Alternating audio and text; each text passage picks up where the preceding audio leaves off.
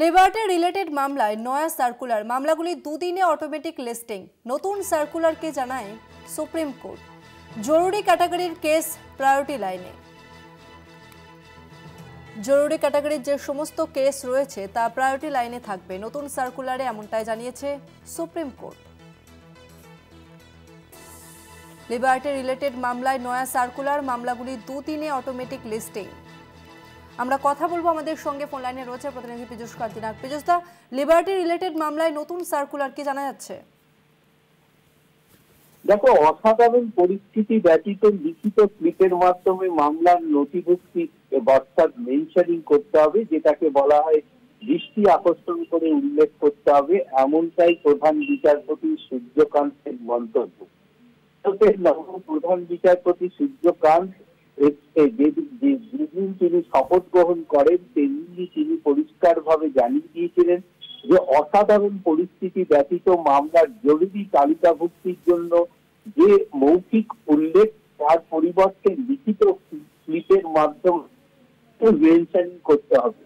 Registry প্রথমে সেই স্লিপগুলি দেখবে এবং জরুরি ভিত্তিতে মূল্যায়ন করবে, তারপর সেই মামলাটি তালিকাভুক্ত করা হবে।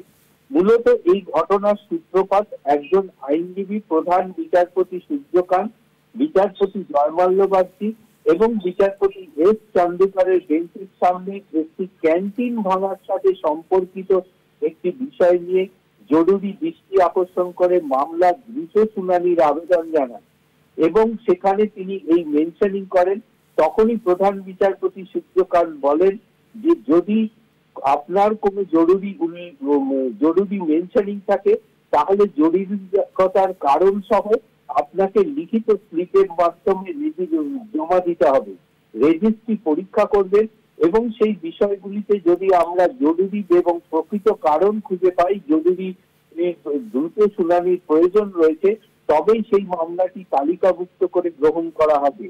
আর বারবার যখন আইনজীবী এই বিষয়ে মেনশনিং করে আদালতের উপর চাপ সৃষ্টি করেন, তখনই প্রধান বিচারপতি ফের মন্তব্য করেন যদি না অসাধারণ পরিস্থিতি অর্থাৎ অতি প্রয়োজনীয় বিষয় জড়িত থাকে, যেমন তিনি উল্লেখ করেন মৃত্যুদণ্ড এবং কোনো মানুষের সাংবিধানিক স্বাধীনতা ইত্যাদি, এই বিষয়গুলি যদি উল্লেখ না থাকে, যদি প্রয়োজন না থাকে মৃত্যুদণ্ডের মতো জরুরি বিষয়, তবে রেজিস্ট্রির কাছে লিখিতভাবে উল্লেখ করতে হবে।